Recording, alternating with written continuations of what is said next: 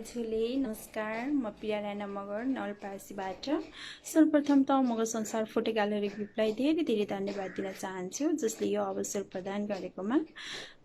युवाहरू लागु औषध दुर्व्यसनमा किन फस्छन् र यसका समाधानका उपायहरू के हुन सक्छन् भन्ने विषयमा म पनि आफ्नो विचार व्यक्त गर्न चाहेको छु।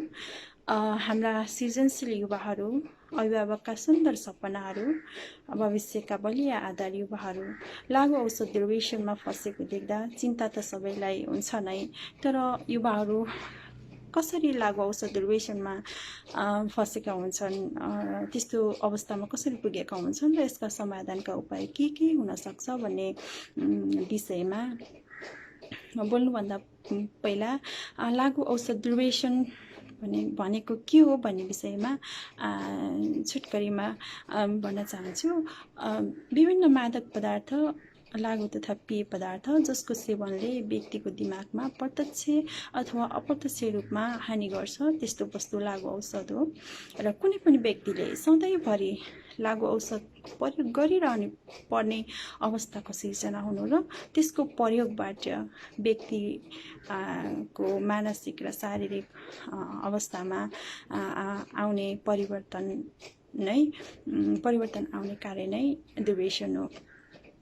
अब यसले व्यक्ति सेवन गर्ने व्यक्ति स्वयंलाई मात्रै नभएर परिवार, समाज, राष्ट्र र अन्तर्राष्ट्रिय रूपमा यसले खतरा पैदा गर्छ। र यसका कारणहरू के हुन सक्छ भन्ने विषयमा कुरा गर्दा मेरो विचारको प्राथमिकतामा 10वटा कुराहरू परेको छ। 10वटा कुराहरूले चाहिँ मेरो विचारमा बढी लागु औषध दुर्व्यसनमा फस्नको लागि प्रेरित गरेको छ जस्तो लागेको छ। ती कारणहरूमध्ये पहिलो नम्बरमा चाहिँ मैले लाहुरे प्रथालाई लिएको छु। यो कसरी भन्दा विशेष गरी हाम्रो मगर समुदायभित्र लाहुरे प्रथालाई मान्यता दिने, महत्त्व दिने अथवा लाहुरे बन्नुपर्छ भनेर युवाहरूलाई दबाब दिने गर्दा चाहिँ तिनीहरूको महत्त्वपूर्ण पर्ने अरू कार्यहरू उसको लाहुरे बन्ने सपनामै खर्च गरिरहेको हुन्छ। यदि उक्त कार्यमा पनि सफल हुन सकेन भने उसमा फ्रस्ट्रेसन भएर चाहिँ लागु औषध दुर्व्यसनमा फस्छ जस्तो मलाई लाग्छ। यसको लागि चाहिँ घर परिवारबाट नै लाहुरे बन्नुपर्छ भनेर दबाब नदिने, यसलाई महत्त्व नदिने, बरु यसको ठाउँमा शिक्षक, डाक्टर, इन्जिनियर, ब्याङ्कर बन्नु अथवा कुनै व्यवसाय सञ्चालन गर्नु, देशको असल जिम्मेवार नागरिक बन्नु भन्ने जस्ता कुराहरू, शिक्षाहरू सानैदेखि नै त्यो कुराहरू चेतना दिन सकियो भने अथवा हामीले आशीर्वाद दिएर नै त्यति कुरा भन्न सकियो भने उनीहरूको मानसिकता अर्कै खालको मानसिकता विकास भइरहेको हुन्छ जस्तो मलाई लाग्छ। अर्को कारण चाहिँ बेरोजगार हो जस्तो मलाई लाग्छ। किनभने कुनै पनि रोजगारीमा संलग्न नहुँदा अथवा कुनै पनि काममा इन्गेज नहुँदा ऊ खाली समयमा खाली उसको दिमागमा नकारात्मक कुराहरू भरिएको हुन्छ, जसले गर्दा चाहिँ के गरौँ, उसले त्यही खाली समयमा साथी सर्कल बनाउने, बाहिर बढी हिँडडुल गर्ने, जसले गर्दा पनि लागु औषध दुर्व्यसनमा फँसेको हुन्छ। र यसको समाधानको लागि चाहिँ आमा बुवा अथवा अभिभावकहरूले सानैदेखि नै उनीहरूलाई खेतीपातीमा सहभागी गराउने, व्यवसायमा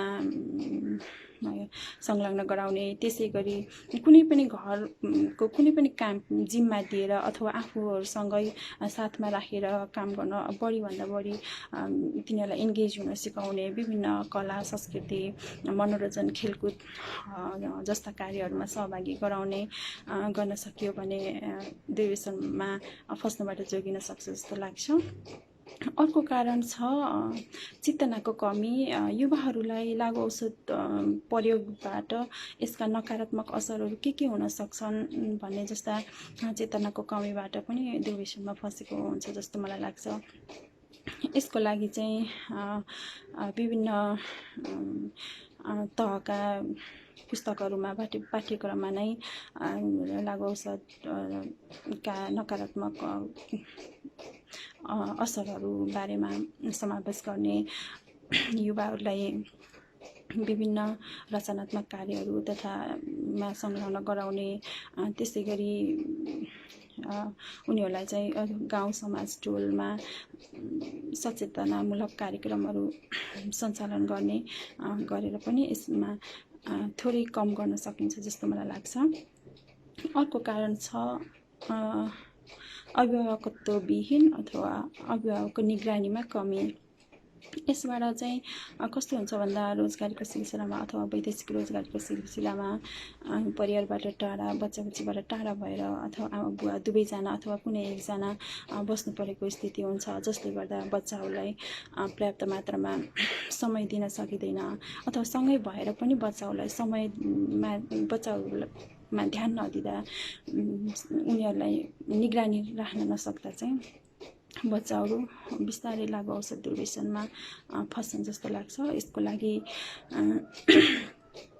लागि चाहिँ सकेसम्म अभिभावकहरू अथवा बुवा आमा सँगै बसेर खेतीपातीमा सहभागी गराउने, व्यवसाय गर्ने अथवा परिवारसँगै बसेर रोजगारीमा संलग्न हुन सकियो भने चाहिँ थोरै कम गर्न सकिन्छ जस्तो मलाई लाग्छ। अर्को कारण छ सङ्गत, विशेष गरेर साथीहरूको सङ्गतबाट नै लहैलहीमा लागेर रमाइलो गर्न युवाहरू चाहिँ कुलतमा फसेको, साथी सङ्गतले पनि फसेका हुन्छन्। यसको लागि अभिभावकले बच्चाहरूले आफ्नो छोराछोरीले कस्तो खालको साथी सर्कल बनाएको छ, कस्तो व्यवहार गर्छ, कसरी बोल्छ भन्ने जस्ता कुराहरूमा ध्यान दिन सकियो भने बिस्तारै त्यस्ता गलत साथीको सङ्गतबाट तिनीहरूलाई हटाउन सकियो भने चाहिँ यसबाट फस्नबाट जोगाउन सकिन्छ जस्तो लाग्छ। अर्को छ संस्कार। अब विशेष गरी कुनै समुदायमा संस्कार संस्कृतिको नाउँमा यसको प्रयोग गर्ने अथवा विभिन्न उत्सव पूजाआजामा यसको प्रयोग गर्ने मान्यता अथवा चलाउनुपर्छ, खानुपर्छ भन्ने जस्ता मान्यताले पनि बिस्तारै प्रेरित गरेको हुन्छ। यसको लागि चाहिँ यस्ता मान्यताहरू बिस्तारै हटाउने र यसका युवाहरूलाई कर नगर्ने, सगुनको रूपमा लिनुपर्छ भन्ने जस्ता कुराहरू नगर्ने, बरु यसका नकारात्मक असरहरू के छ भन्ने बारेमा चाहिँ चेतना दिन सकियो भने चाहिँ कम गर्न सकिन्छ, फस्नबाट जोगाउन सकिन्छ जस्तो लाग्छ। अर्को कारण प्रेम सम्बन्ध मैले लिएको छु। यसको कारण के हुनसक्छ भन्दा अब विशेष गरी युवतीहरू सङ्गतले त भइहाल्यो, अर्को युवतीहरू आफ्नो प्रेमीलाई साथ दिने नाउँमा, सहयोग गर्ने नाउँमा अथवा उसको कर धम्की डरले चाहिँ युवतीहरू पनि बिस्तारै कुलतमा अथवा लागु औषध दुर्व्यसनमा फसेको जस्तो मलाई लाग्छ। यसमा चाहिँ र असफल प्रेम सम्बन्धले पनि यदि प्रेममा चाहिँ असफल भयो भने चाहिँ युवाहरू टेन्सनले गर्दा यसमा यो बाटो रोजेका हुन्छन् जस्तो मलाई लाग्छ। यसको लागि क्षणिक आकर्षणमा परेर सम्बन्ध प्रेमी अथवा प्रेमिका छनौट गर्दा क्षणिक आकर्षणमा नपरी आफ्नो भावना मिल्ने, मन मिल्ने, स्तर मिल्ने, एकअर्कालाई सम्मान गर्ने साथीको छनौट गर्न सकियो भने चाहिँ पछि आउने खतरा कम गर्न सकिन्छ जस्तो मलाई लाग्छ। अर्को कुरा छ कुनै पनि कार्यमा असफल हुनु र परीक्षामा असफल हुनु, यसबाट पनि युवाहरू दुर्व्यसनमा फस्छन्। आफूले सोचेको कार्यमा सफलता हासिल गर्न सकिएन भने अथवा कुनै पनि परीक्षामा सोचे जति गर्न सकिएन भने, असफल भयो भने चाहिँ परिवारको ले तनाव दिँदा चाहिँ अथवा आफ्नै व्यक्तिगत भनौँ न टेन्सनले चाहिँ यिनीहरू फ्रस्ट्रेसन भएर यसमा फसेको हुन्छ जस्तो मलाई लाग्छ।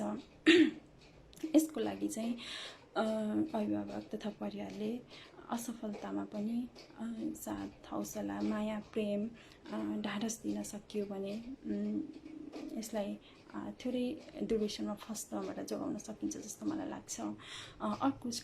अर्को कारणमा मैले के लिएको छु भन्दा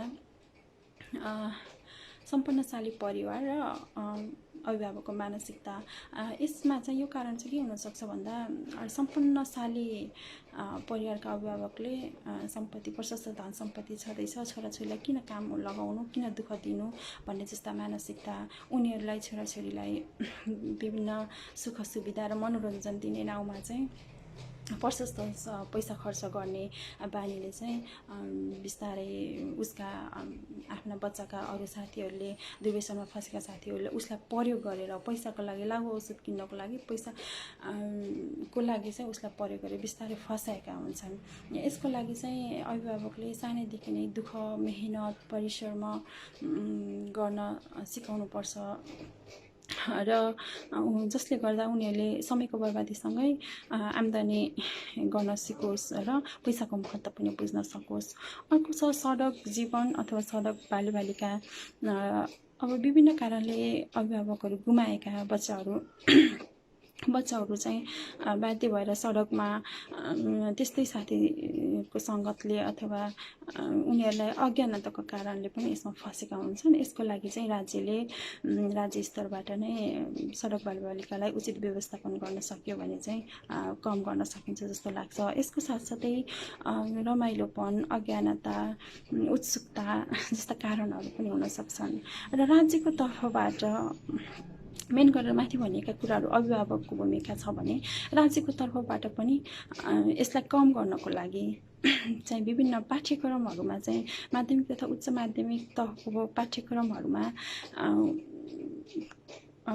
लागु औषध दुर्व्यसनका नकारात्मक असरहरू समावेश गर्ने, युवाहरूलाई सकेसम्म आफ्नो स्तर र योग्यता अनुसार चाहिँ रोजगारीको कार्यक्रम सिर्जना गर्ने, विभिन्न सामाजिक कार्यमा अथवा रचनात्मक कार्यहरूमा युवाहरूलाई सहभागी गराउने संलग्न गराउने, सामाजिक कार्यहरूमा जिम्मा दिने, नीति नियमहरू कडा गराउने र विभिन्न खेलकुद कला संस्कृति मनोरञ्जन तथा अन्य कार्यहरूमा पनि युवाहरूलाई गाउँ टोल समाज अथवा नगर स्तरीय र राष्ट्रिय स्तरबाट नै यस्ता कुराहरूमा सचेतना दिने अथवा त्यसमा कार्यमा सहभागी गराउने जस्ता कार्यहरू राज्य स्तरबाट नै गर्न सकियो भने चाहिँ यसको समाधान गर्न सकिन्छ र युवाहरूलाई कुलमाबाट फस्नबाट जोगाउन सकिन्छ जस्तो लाग्छ मेरो विचारमा। यही नै हो मेरो विचार र अन्त्यमा के भन्न चाहन्छु भने लागु औषध दुर्व्यसनबाट को बानी हटाउँ, आफू स्वस्थ रहौँ र स्वस्थ समाजको निर्माण गरौँ भन्दै मैले आफ्नो विचार अन्त्य गर्न चाहन्छु। धन्यवाद।